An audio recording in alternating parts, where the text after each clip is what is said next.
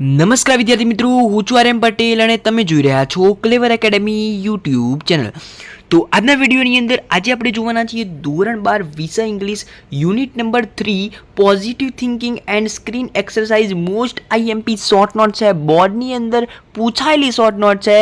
આખી short note હું તમને સરળ ભાષા સરળ શબ્દોમાં સમજાવવાનું છે, એટલે વિડીયોને એન્ડ સુધી જોતા રહેજો. તો ચલો વિદ્યાર્થી મિત્રો, તમારો ટાઈમ વેસ્ટ ન કરતા વિડીયોની શરૂઆત કરીએ.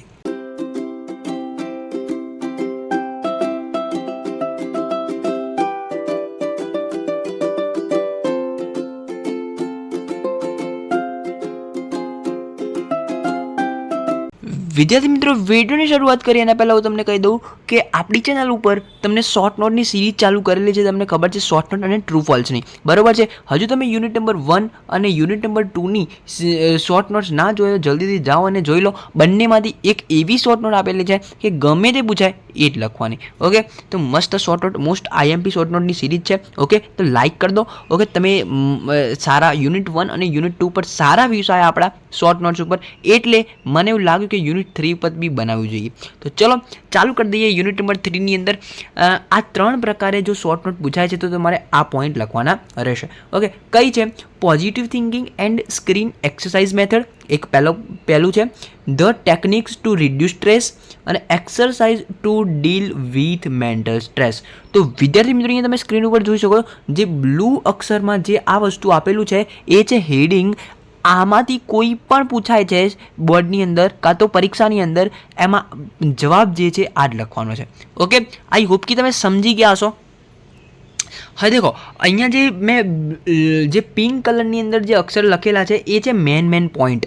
તમને શોર્ટ નોટ યાદ રાખવામાં એકદમ સરળતા રહેશે.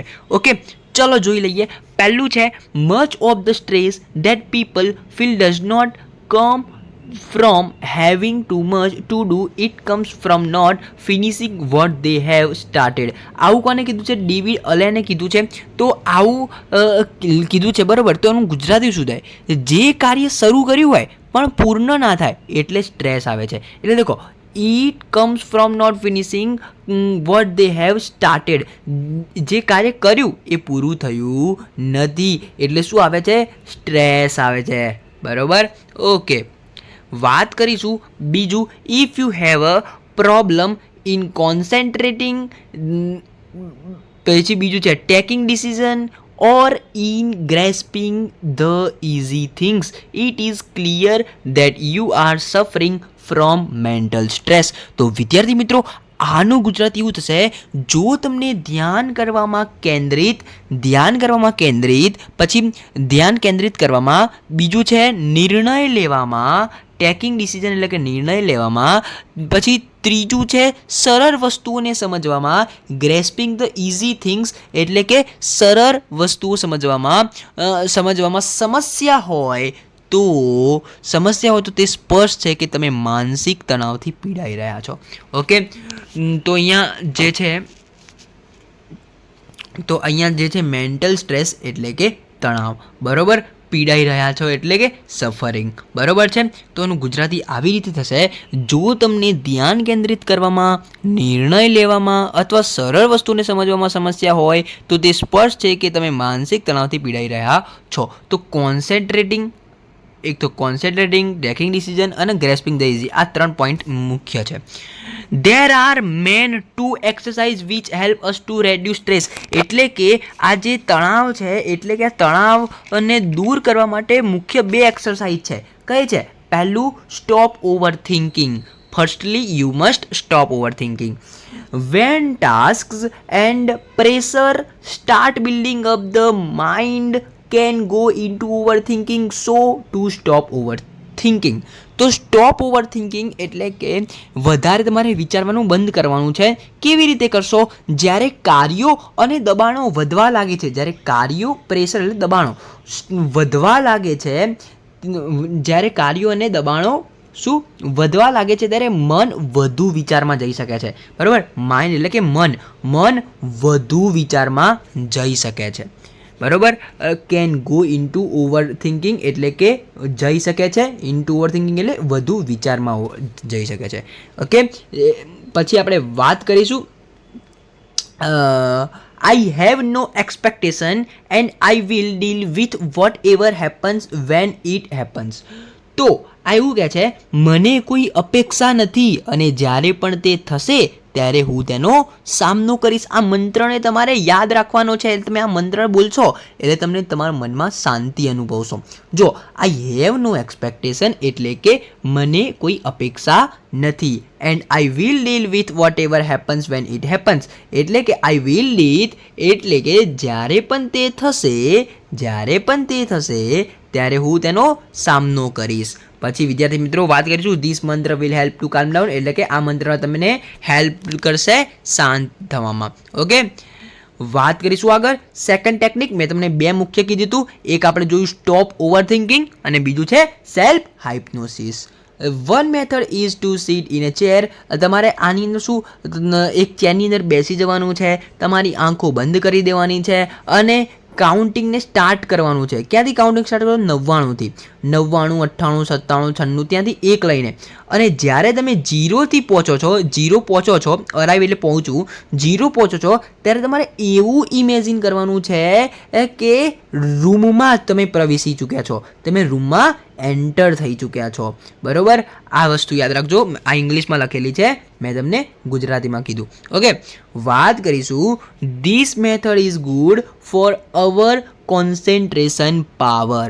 તો વિદ્યાર્થી મિત્રો, આ પદ્ધતિ આપણી એકાગ્રતા શક્તિ માટે સારી છે. કોન્સન્ટ્રેશન પાવર એટલે એકાગ્રતા શક્તિ. વાત કરીશું આગળ. This two techniques reduce anger એટલે કે આ જે સ્ટોપ ઓવર થિંકિંગ અને આપણે એક બીજું જોઈ સેલ્ફ હાઇપ્નોસિસ, એ આ બે જે ટેકનિક છે એ દૂર શું કરે છે? એંગર એટલે ગુસ્સો. ફ્રસ્ટ્રેશન એટલે હતાશા ઘટાડે છે. એન્ડ બૂસ્ટ અવર કોન્ફિડન્સ, આપણો આત્મવિશ્વાસ વધારે છે. 3 વસ્તુ, એંગર, ફ્રસ્ટ્રેશન એટલે કે આપણી હતાશા ઘટાડે છે, આપણો આત્મવિશ્વાસ વધારે છે, આ રિડ્યુસ કરે છે. Okay, in positive thinking method, તો પોઝિટિવ થિંકિંગની બી આપણે વાત કરી લઈએ તો you have to anticipate about your success. સકારાત્મક વિચારસરણી પદ્ધતિ, એમાં તમારે તમારી સફળતા વિશે અપેક્ષા રાખવી પડશે. બરોબર, તમારે યોર એટલે તમારી સફળતા વિશે, અબાઉટ એટલે વિશે અપેક્ષા રાખવી પડશે. બરોબર, stay with your positive thoughts એટલે કે તમારે હકારાત્મક વિચારો સાથે રહેવાનું છે. બરોબર, હકારાત્મક વિચારો સાથે સ્ટે એટલે રહેવું.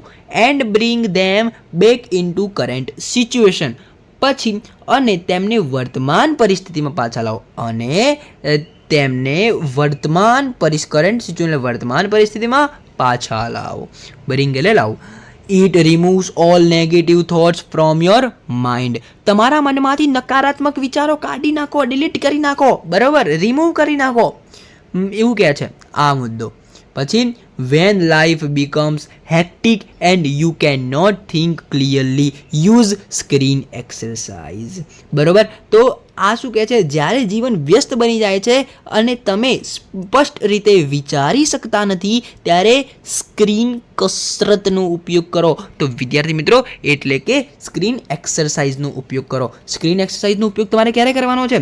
તો તમે જ્યારે વિચારી શકતા નથી, જ્યારે તમારું જીવન વ્યસ્ત બની જાય છે ત્યારે તમારે કરવાનું છે.